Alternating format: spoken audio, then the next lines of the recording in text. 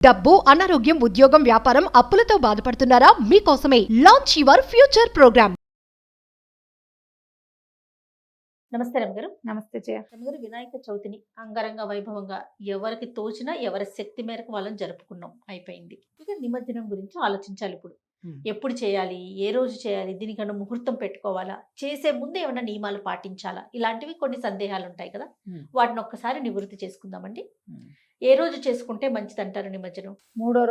రెండో రోజు నుంచి మొదలు. నిన్న వినాయక చవితి అయిందా, ఇవాళ నుంచి స్టార్ట్ నిమజ్జనం. అంటే ఇప్పుడు ఇంతే విగ్రహం, ఇది మట్టి విగ్రహం. మీ ఇంట్లో ఓ పువ్వుల కుండీలో పెట్టి ఓ 4 చెంబులు నీళ్లు పోసి చేసేయచ్చు. ఓ బకెట్లో వినాయకుడిని ముంచేసి వదిలిపెడితే 2 రోజులకి, 3 రోజులు, 4-5 రోజులకి మొత్తం కరిగిపోతుంది. దాన్ని ఎత్తి మీ మొక్కల్లో పోసేసుకోండి. అడుగున మట్టి శుద్ధలా ఉంటుంది.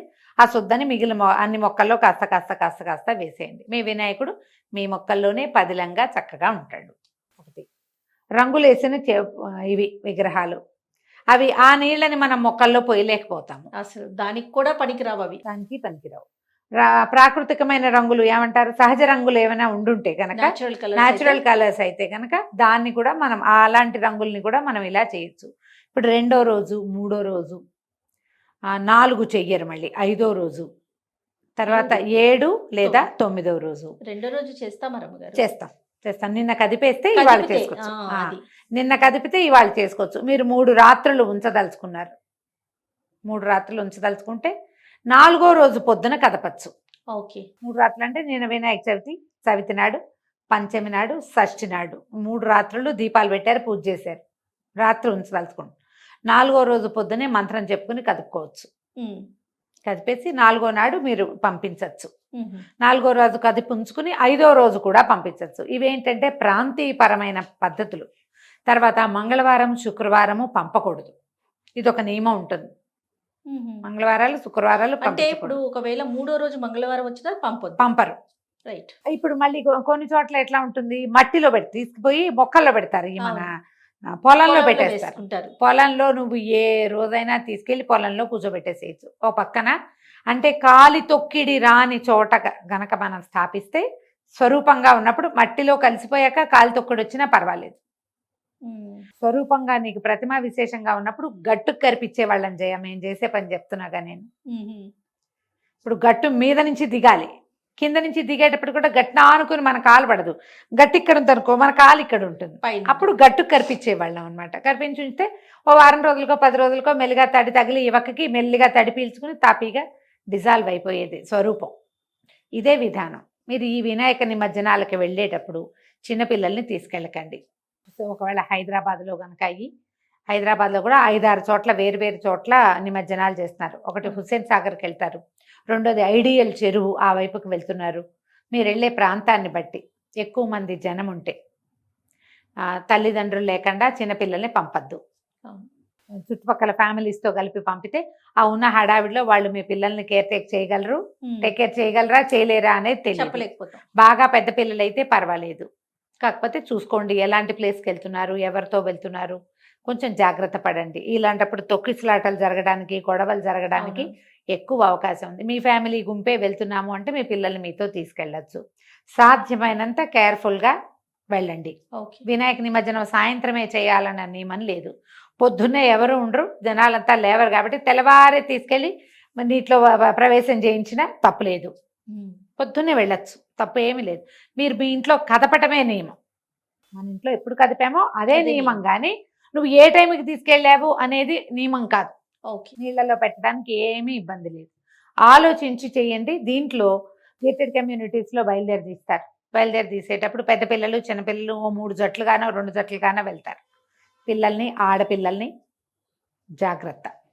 గబుక్కన గుంపుల్లోకి వాటిలలోకి పంపించద్దు.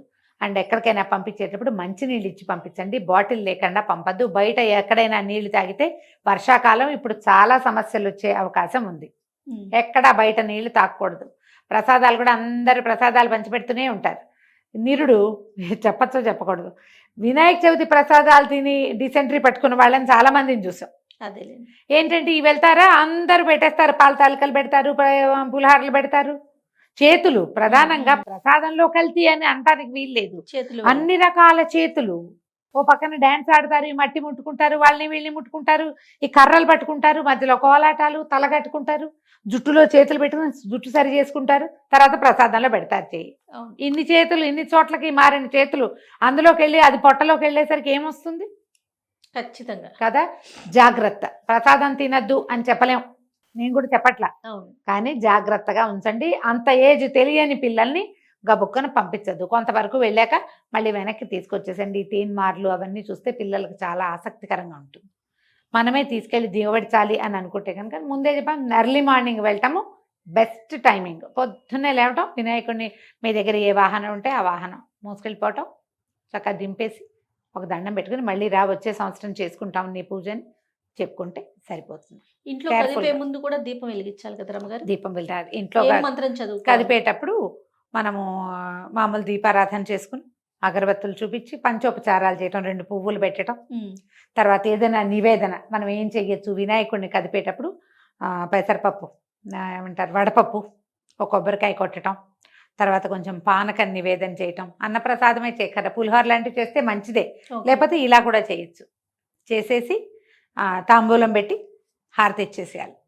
హారతి ఇచ్చాక మనం ఆ దేవుణ్ణి పట్టుకుని ఒక మంచి శ్లోకం ఉంటుంది. ఈ వినాయక చవితి పుస్తకాలలో చివర కనపడుతుంది, యజ్ఞేన యజ్ఞమయదంత జైవాహ. స్పీడ్గా చదివి ఇలా చెప్పాలంటే నేను చెప్పలేకపోతున్నాను. శ్లోకం చదివేటప్పుడు ఎలా చదువుతామో అలా చదువుతాను, మీరు విని నేర్చుకోవచ్చు ఈజీగానే. యజ్ఞేన యజ్ఞమయజంత దేవా స్థాని ధర్మాణి ప్రథమాన్యాసన్ తేహనాకం మహిమాన సజంతే యత్ర పూర్వే సాధ్యా సంతి దేవా. వినాయకం లేదా గణపతిం యథాస్థానం ప్రవేశయామి శోభనాయ పునరాగమనాయ చ.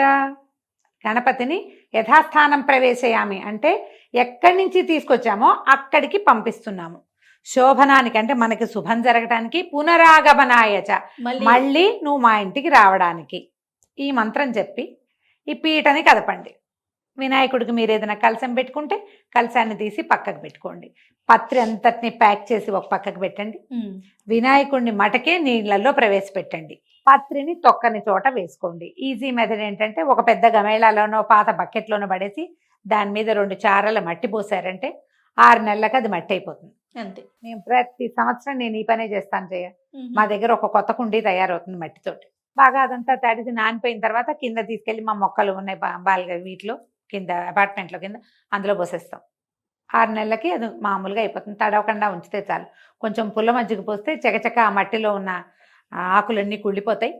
ఇప్పుడు పౌడర్లు కూడా దొరుకుతున్నాయి కదా వీటిని, అంటే చెట్ల ఆకులు కంపోస్ట్ చేయడానికి కంపోస్టింగ్కి పౌడర్లు ఉన్నాయి. ఏదో పౌడర్ అయితే మూత పెట్టి పక్కన పెడితే దాని అంతా అవుతుంది. వినాయకుడిని మాత్రమే తీసుకెళ్ళి నీటిలో ప్రవేశం చేయించండి.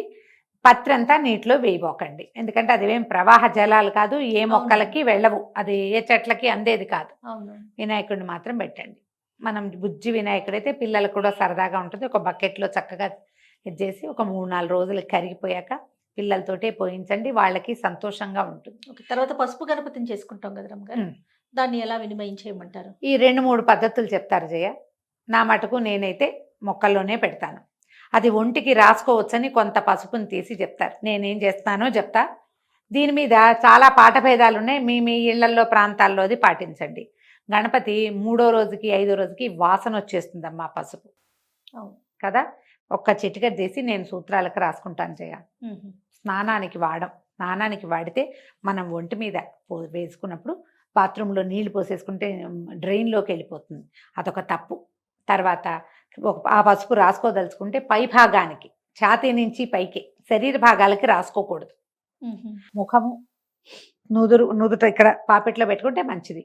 సూత్రాలకి రాసుకోవాలి తప్పిస్తే ఒంటికి రాసుకోవటం అనేది పనికిరాదు, తప్పు. గణపతిని కానీ గౌరిని కానీ శరీరానికి అవయవాలకి రాసుకునే పని చేయకూడదు. సూత్రాలకి పెట్టుకుంటాను నేను.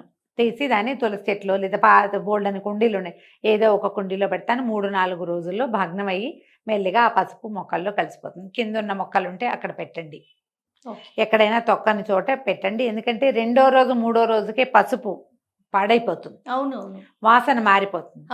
కాబట్టి అలా చేయలేకపోతాం. మీరు ఎప్పుడు పసుపు గణపతిని గౌరిని చేసినా ఒక్క చిటికెడు వినియోగించి తతిమాది పంపించాలి. మనం ఇళ్లలో చేసుకున్నప్పుడు ఇంత గణపతిని చేయకూడదు, బుచ్చి వాడిని చేసుకోవాలి, చిన్న గణపతిని చేయాలి. అది ఎట్లా వినియోగింపబడుతుంది అనే ఊహ ముందే చేయాలి. మనం సామూహికంగా చాలా మంది చేసుకునేటప్పుడు గణపతి కనపడడానికి ఆ మాత్రం ప్రతిమను చేస్తారు. అది పంపించేటప్పుడు పసుపు పాడు కాలేదు అంటే తలా ఒక చిటికెడు తీసి సూత్రాలకు పెట్టుకోండి. మిగిలిన గణపతిని వినాయకుడితో పాటే పంపించేసేయచ్చు నీళ్ళల్లోకి.